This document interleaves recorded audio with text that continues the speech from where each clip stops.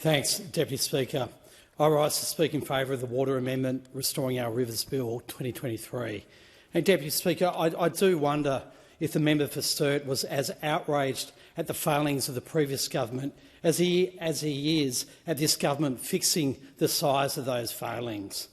As a member of Parliament whose electorate falls directly into the Murray-Darling Basin, it's important for me to see a plan that allows the state and territory governments more time, options and funding to deliver water back into the basin to ensure a healthy and sustainable basin for the future. Deputy Speaker, this government is working to ensure that we pass on Australia's environment, our land, sea and rivers to future generations in better health. That's our commitment. We're acting to protect, repair and manage nature so it grows stronger. This includes managing the water resources of our most productive region, the Murray-Darling Basin, to withstand longer, deeper droughts, more frequent floods and bushfires, and everything else climate change will throw our way. Irrigated agriculture in the basin produces about 15% of Australia's food and fibre, contributing $8.6 billion to our economy every year. The basin is valued for its productivity and also for its beauty. Tourism is worth $11 billion per year, Deputy Speaker. It's home to 2.3 million Australians, and more than 3 million people drink its water each and every day. It's home to 16 internationally significant wetlands, 35 endangered species and 120 different species of water birds. And Deputy Speaker, the Murrumbidgee River, which runs through my electorate of Bean and effectively drains most of the Australian Capital Territory, is the third longest river in Australia. Canberra is the largest population catchment that resides in the Murray-Darling Basin. The Murrumbidgee River starts in the Australian Alps and completes its journey on the semi-arid riverine plains. The river catchment, located in New South Wales and the Australian Capital Territory, is diverse and complex. Deputy Speaker, not only is a large population supported by water from this system, the Murrumbidgee's largest tributary, the Tumut River, houses part of the Snowy Mountains hydroelectric scheme. The Murrumbidgee River is an important water source for many wetlands, including the Tuckerbill Swamp near Leeton, and 16 wetlands listed as nationally significant in the Directory of Important Wetlands. The mountains at the eastern end of the Murrumbidgee catchment are the country of the Ngunnawal and Narragain nations. The Kambar Pool on the Murrumbidgee is frequented by Canberrans, offering a reprieve from the heat and an opportunity for Canberrans to enjoy the tranquility of the Murrumbidgee River and surrounding Red Rocks Gorge.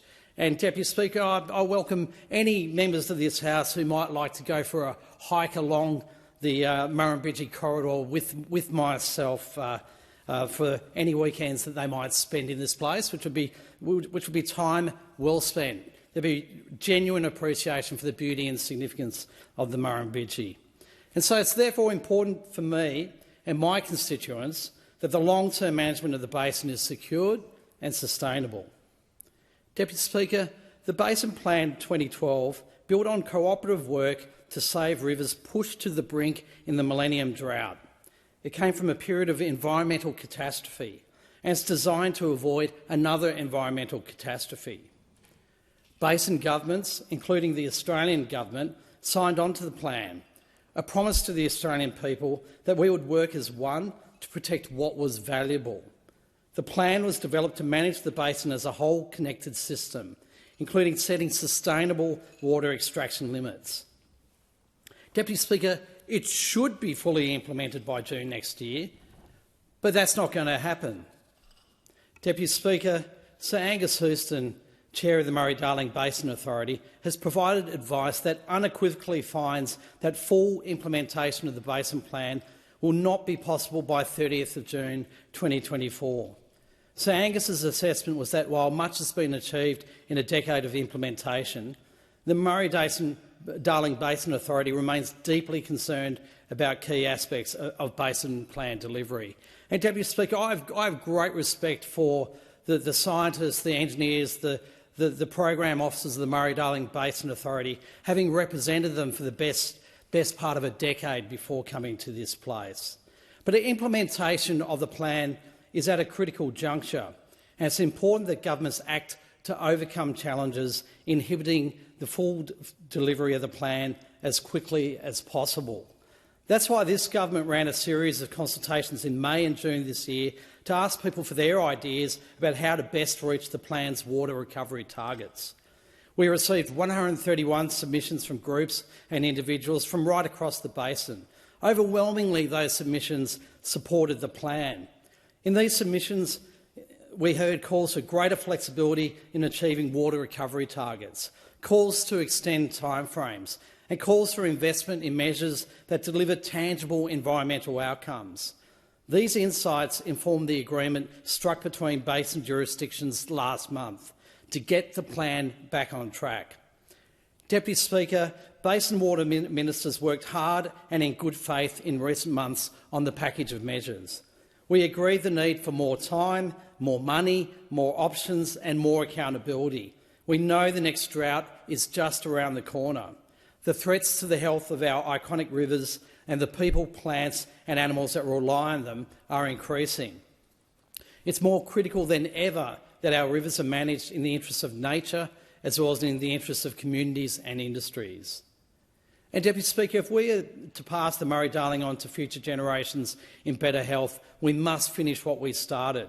The Restoring Our Waters Bill makes sensible and practical amendments to the Water Act 2007 and consequential amendments to the Basin Plan 2012 so we can get on with the job and finish what we started.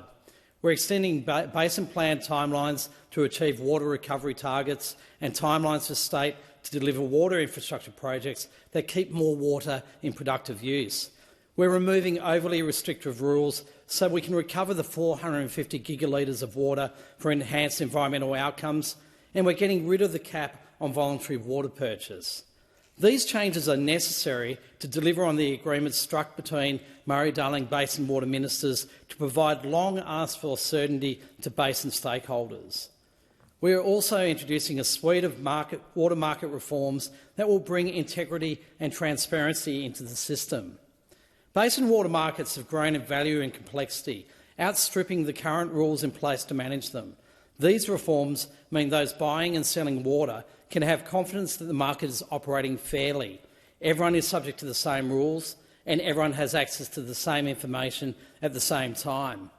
The third part of this bill involves substantial and overdue reform to Australia's water market. Water markets are an important part of our agricultural system, but as things currently stand, they lack integrity and transparency. There are no laws against market manipulation. The insider trading prohibition is too narrow and the legal requirement to maintain proper records is too weak. And as a result, there's been widespread mistrust in the system across regional Australia. Deputy Speaker, 2 years ago, the ACCC examined this market in some depth and found that its rules were inadequate and needed to be reformed. There's widespread consensus across government, across the farming sector and across most of this parliament, I believe, that we need to improve this regulation, and that's what this legislation will do.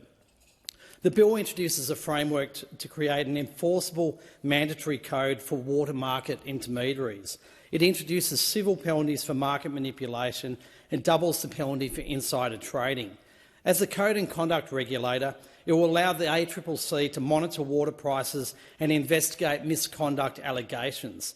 This will bring water markets in line with the standards in other markets. These changes will penalise bad behaviour and they'll also increase public transparency. There will be new obligations on basin states and territory governments, irrigation infrastructure operators and water exchanges to generate, record, collect and report water market information. The Bureau of Meteorology would collate this information from across the basin and make it publicly available via a water data hub, with live market updates on a new Water Markets website.